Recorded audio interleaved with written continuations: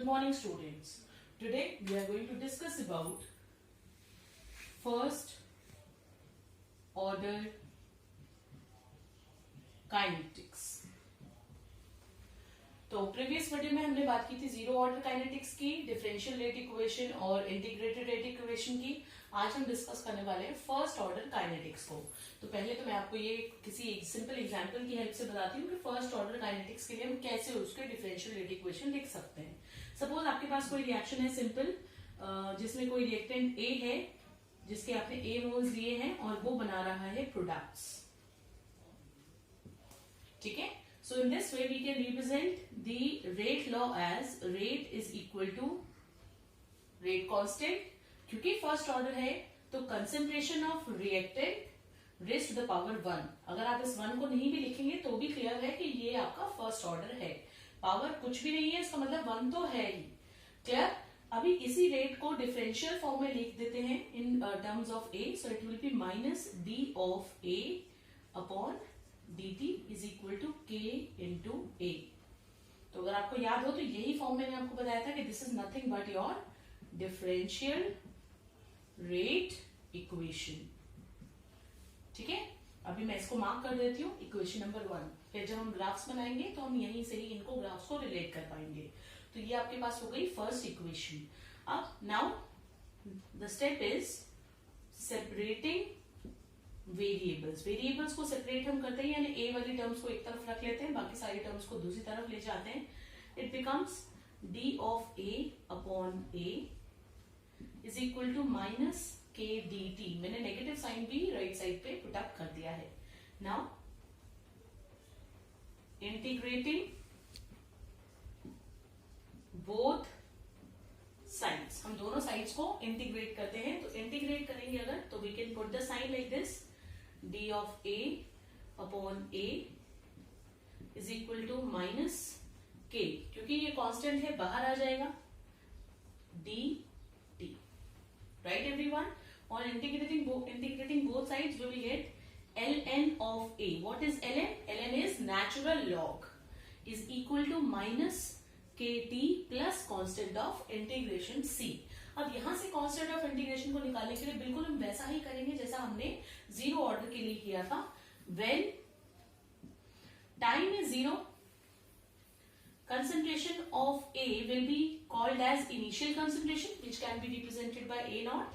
And so, by putting up these values, we can get minus ln of A naught is equal to 0. T को मैंने 0 put किया तो 0 into minus के 0 हो गया, plus C. तो यहां से मुझे C की वैल्यू मिल गई. C की value is, sorry negative sign is not there, C is ln of A naught. Now putting this value in this equation, ln of A is equal to minus kt plus ln of A naught. ठीक है. अब हम क्या करते हैं, हम इसको फिर से रीशफल करते हैं. नेगेटिव टर्म को लेफ्ट साइड पे ले आते हैं टू मेक इट पॉजिटिव, और जो ln वाली टर्म्स है उनको एक तरफ कर देते हैं. So it becomes kt is equal to ln of a not upon a. ठीक है.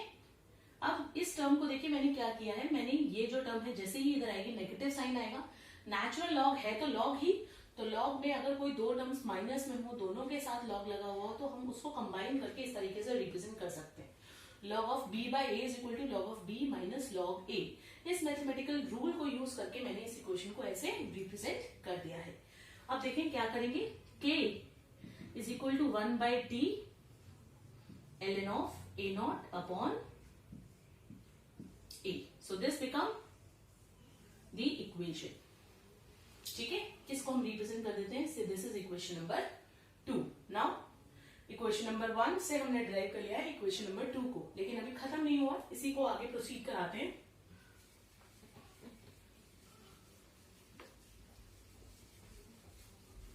तो सभी ध्यान दें बच्चों.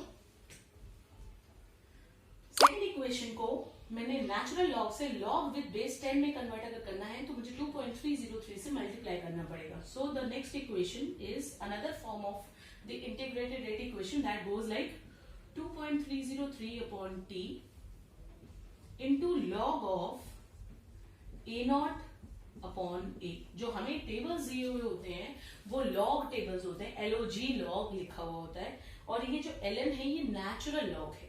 ठीक है, तो ये इक्वेशन जो है आपकी, ये आपको यूजफुल रहेगी, और यही इक्वेशन जो है आपकी फाइनल इक्वेशन है जो हम यूज करेंगे, जिसे हम मानते हैं integrated rate equation for first order kinetics. ठीक है, now see one more thing, मैं सेकंड को ही एक और तरीके से रिप्रेजेंट कर रही हूं, टेकिंग एंटी लॉग। अब नेचुरल लॉग का जब एंटी लॉग लिया जाता है तो ई की पावर में जाता है, तो कुछ इस तरीके से भी इसको लिखा जा सकता है कि k t is equal to ln of a naught by a था from equation number 2।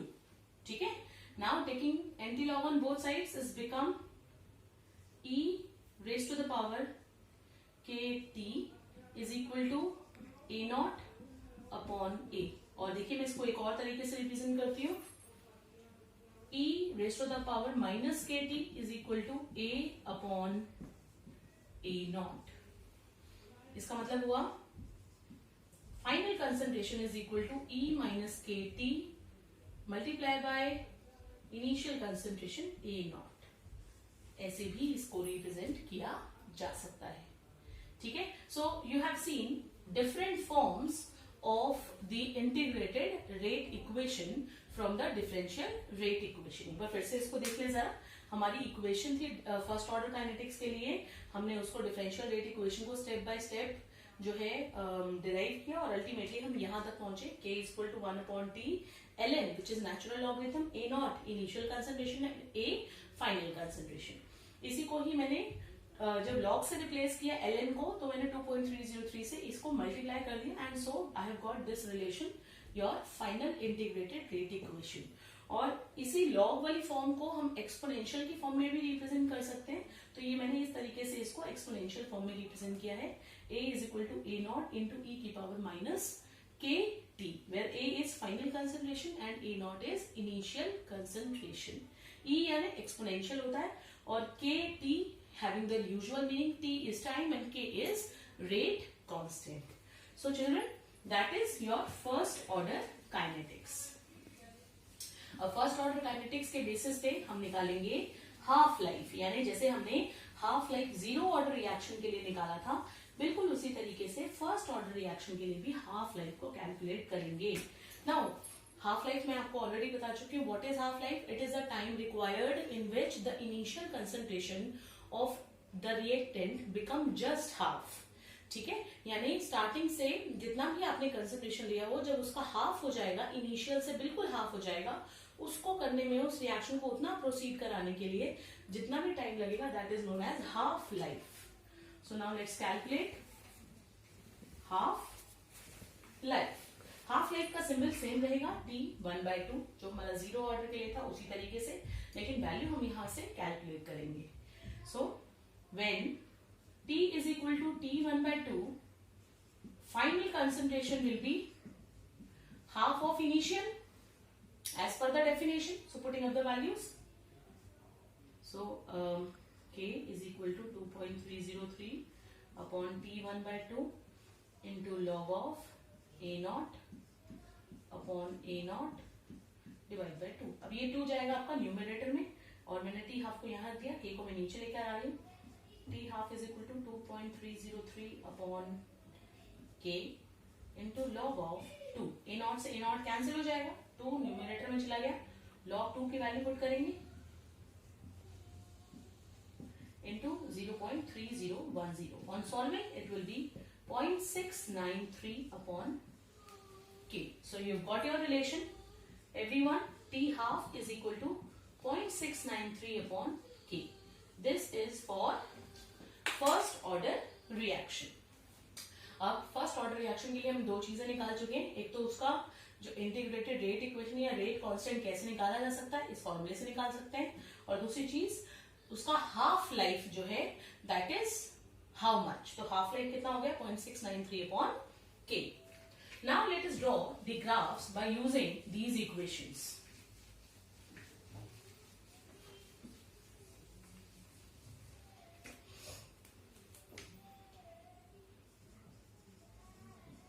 Graphs related with in first order reactions. तो जिसमें सबसे पहला ग्राफ मैं प्लॉट करने वाली हूं, the graph is between the rate of reaction and the concentration. आप अगर मैच करेंगे तो इक्वेशन नंबर 1 से बात कर रहे हैं। तो ये जो ग्राफ है ये एक स्ट्रेट लाइन होगी पासिंग थ्रू द ओरिजिन। जैसे जैसे कंसंट्रेशन इंक्रीज होती जाएगी वैसे वैसे रेट ऑफ रिएक्शन भी बढ़ता जाएगा। Another graph is between concentration with respect to time, and this graph is a straight line, but I'm sorry, this is not with A, it is with ln A. This is from equation number 2. तो ln A और T के बीच में जब हम graph plot करेंगे तो एक straight line आएगी not passing through the origin and having a negative slope. The slope is -k upon 2.303 and the maximum value attained is ln of A naught। एक चीज और, क्योंकि यहाँ पे मैंने ln रिप्रेजेंट किया है तो इसमें ये 2.303 हम मेंशन नहीं करेंगे।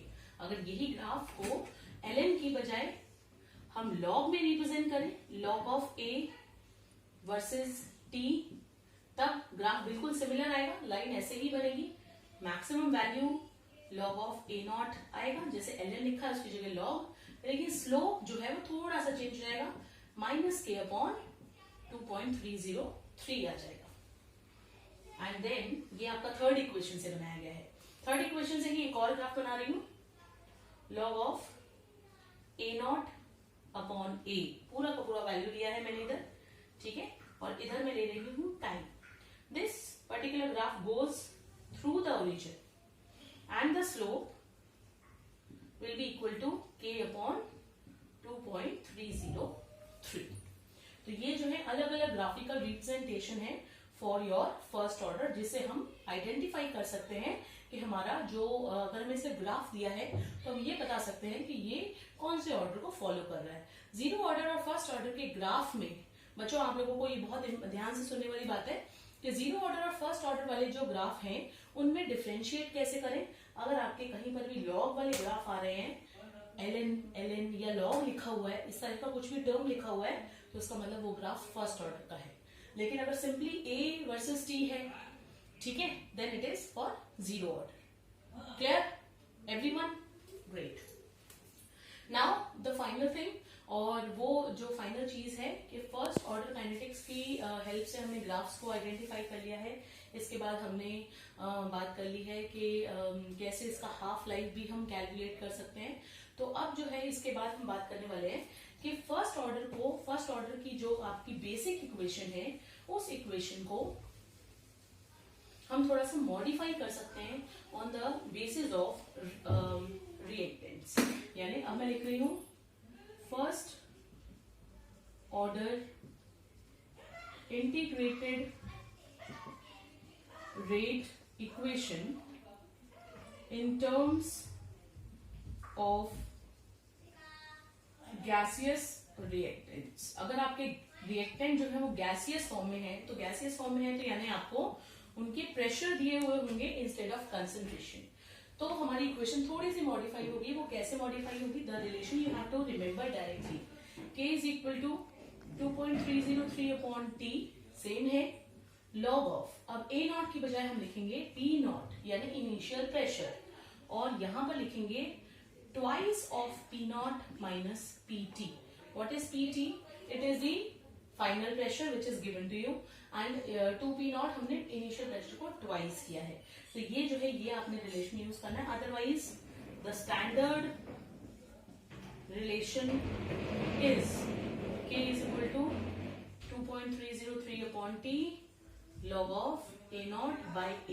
हो सकता है आपको कहीं पर ऐसे भी लिखा हुआ मिले 2.303 upon T log of A upon